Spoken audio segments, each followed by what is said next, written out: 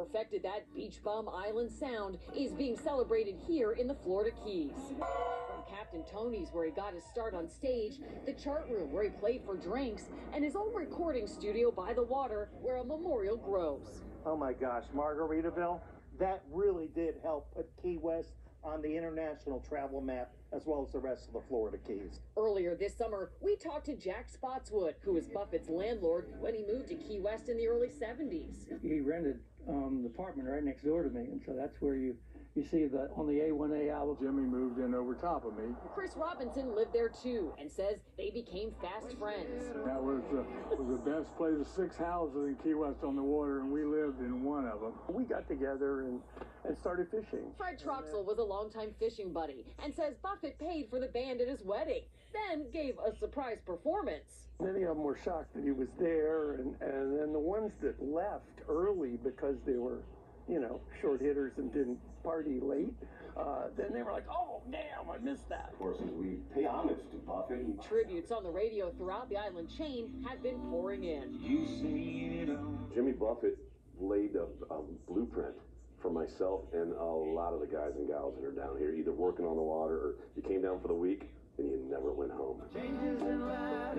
Buffett wasn't just a songwriter, he was a savvy businessman, using his celebrity for causes like restoring the old Miami Marine Stadium. He joked with us in 2014 his memories of playing there were hazy. I'm trying to come up with them right now. They were kind of foggy, but I think it's a surprise. Let me go. I gotta go do it. Illness forced Buffett to reschedule concerts in May. Sources say he had cancer. Late Friday, official word he died at the age of 76, surrounded by loved ones. In our hearts and in our minds, and in this fate of mine, Jimmy Buffett will always live on. So many people that we talked to, the roommate, the fishing friend said, yes, even though Buffett did essentially become a billionaire, he remained generous and he remained genuine here in the Florida Keys, which love him so much. There will be a procession tomorrow at 5 p.m. You can bet that there will be mourning and there will be celebrating. We're in Key West. I'm Janine Stanwood. Local 10 News. Right, Local 10's Cody Weddle again is live at the famed Margaritaville, Buffett's destination resort, inspired, of course, by that fantastic song of his, Cody. And Larry and Sanella, we have been speaking to people today who told us, they heard this news, and when they heard the news, they knew they had to come down here tonight. They had to feel some of those tropical vibes, come get a drink down here, that special Margaritaville fantasy that Jimmy Buffett created. England has the Beatles. The Florida Keys has Jimmy Buffett. A goodbye to the legend as he would have wanted it. It broke my heart, and I just said, you know what? Today's the day to go to Margaritaville and wear Hawaiian shirts and just celebrate. I started crying. He's awesome. I mean, he's my Key West vibe. A drink in hand and by the beach, some saying they could think of nowhere else they would rather be. Jeff Azzaro drove down from Palm Beach County. Just meant comfort, good times,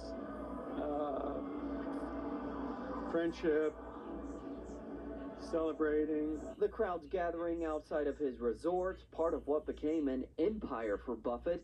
He sold t-shirts, books, built restaurants, bars, hotels, the Margaritaville daydream making him a billionaire. So I think even his spirit, like who he was, came through in his music, right? Did he have the best vocals? Hell no. We're not relaxed nowadays. He gave us that. He gave us that relaxed feeling. His most devout fans, those who couldn't get enough of those Buffett vibes, known as parrot heads.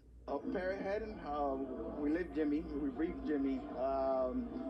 Jimmy, I know, touched a lot of lives, definitely touched my life. He was just a beautiful soul, man, and there won't be another songwriter like that.